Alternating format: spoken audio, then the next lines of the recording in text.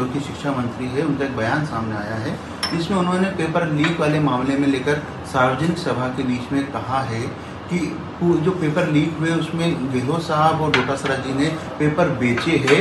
अब ईडी का शिकंजा और जो एसओजी का शिकंजा कसेगा और ये भी जेल के सलाखों में जाएंगे। जल्दी मानसिक संतुलन खो चुके हैं। शिक्षा मंत्री होकर शिक्षा के अलावा जो कुछ उनको गालियाँ जिसको देनी है वो देते हैं।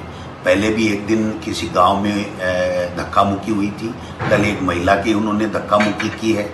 अगर ऐसे शिक्षा मंत्री हैं बीजेपी में तो मैं समझता हूं कि अब शिक्षा का क्या हाल होगा, हमारे बच्चों का क्या हाल होगा, ये देखने वाली बात है। मैं उन दोनों बयानों का मैंने मेरे वकील को दिया है।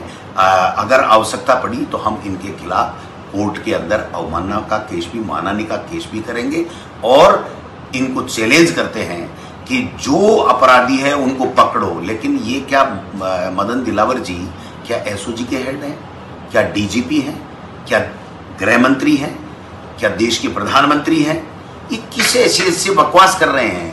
ये बकवास है और एक मंत्री नहीं, साधारण व्यक्ति को भी नहीं करनी चाहिए, जनप्रतिनिधि को नहीं करनी चाहिए। लेकिन शिक्षा का मंत्री होके शिक्षा का विजन बता मेरे भाई। शिक्षा का कोई विजन नहीं है।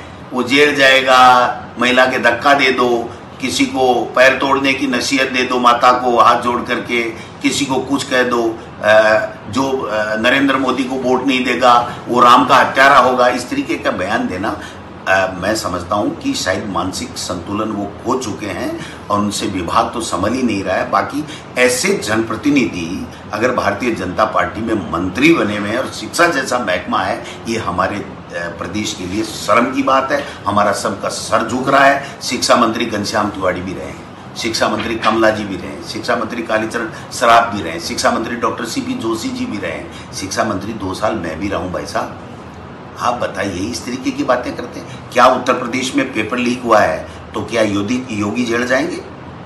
पुलिस की भर्ती का हुआ है तो वहां के गृह मंत्री जेल जाएंगे? क्या यूपीएससी की जो एग्जाम्स हैं वो अगर होती हैं तो क्या देश का प्रधानमंत्री जेल जाएगा? क्या गुजरात में पेपर लीक हो रहे हैं तो वहां के मंत्री और वो जेल जाएंगे?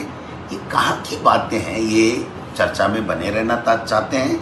मानसिक संतुलन उनका ठीक नहीं है, इसलिए उनको डॉक्टर को दिखाना चाहिए, ऐसा मैं कहना चाहूँगा। घोषणा पत्र लॉन्च हो रहा है और कल माननीय सोनिया गांधी जी, मल्लिकार्जुन खड़गे साहब और शायद प्रियंका गांधी जी भी आ रही हैं।